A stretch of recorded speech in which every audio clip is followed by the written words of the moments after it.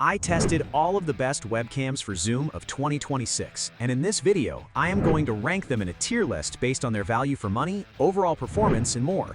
Links to all of the products will be in the description below.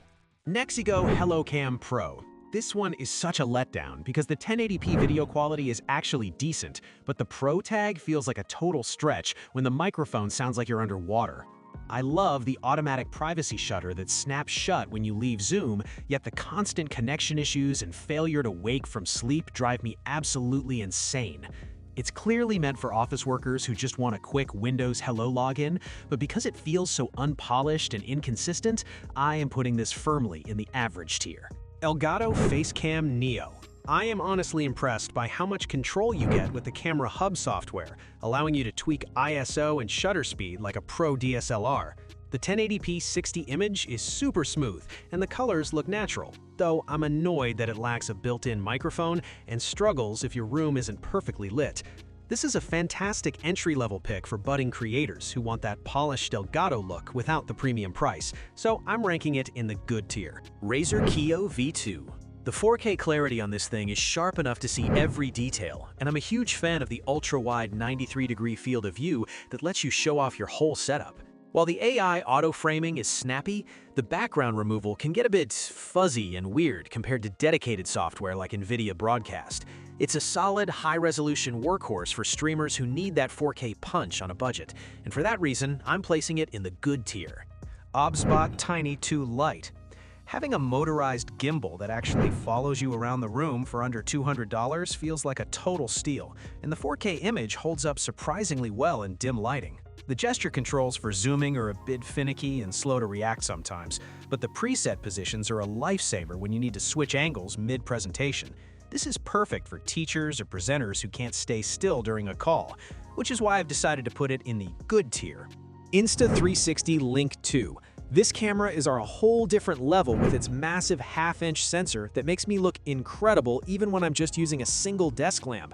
The phase detection autofocus is lightning fast, and that natural bokeh background blur looks so professional it's hard to believe it's coming from a webcam.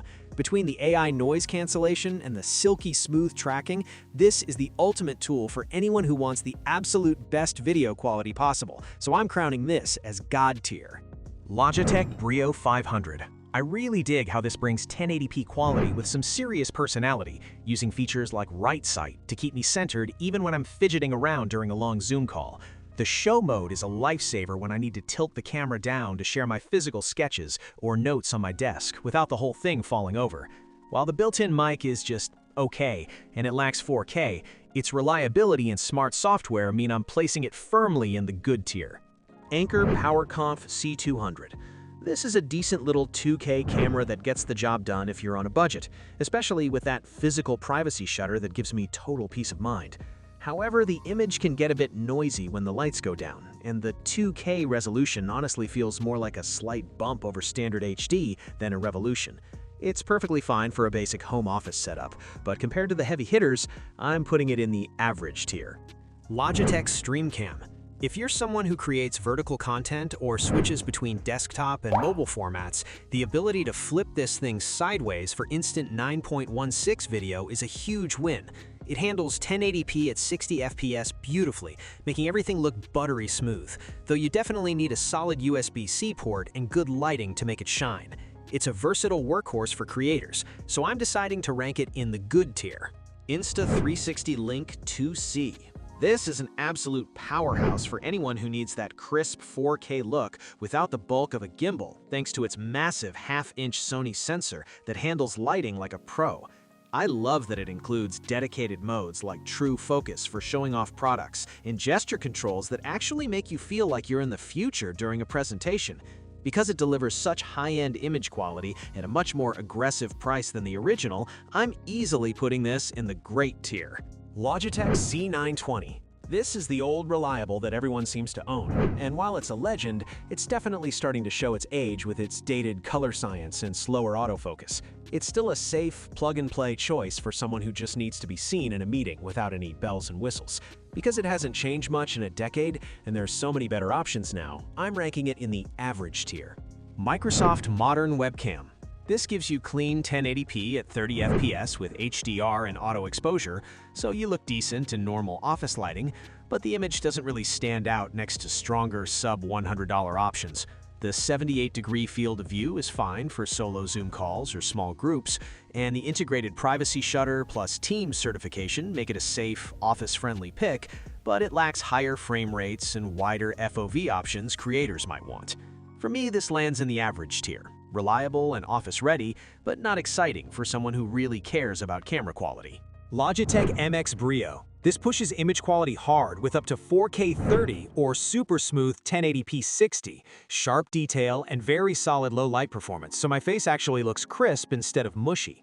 Autofocus is faster and more stable than most webcams, the beam-forming mics sound warm and clear for calls, and you get plenty of manual controls, though HDR can introduce banding with some LED lighting, so you may have to tweak settings. With that combo of 4K clarity, strong AF, and good audio, I'm putting this straight into God tier for Zoom and general productivity.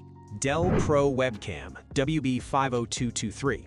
Here, you get a 2K sensor up to 2560 by 1440 with a fast f.2 lens and HDR, which means sharp, detailed video in natural color even when you're backlit by a bright window.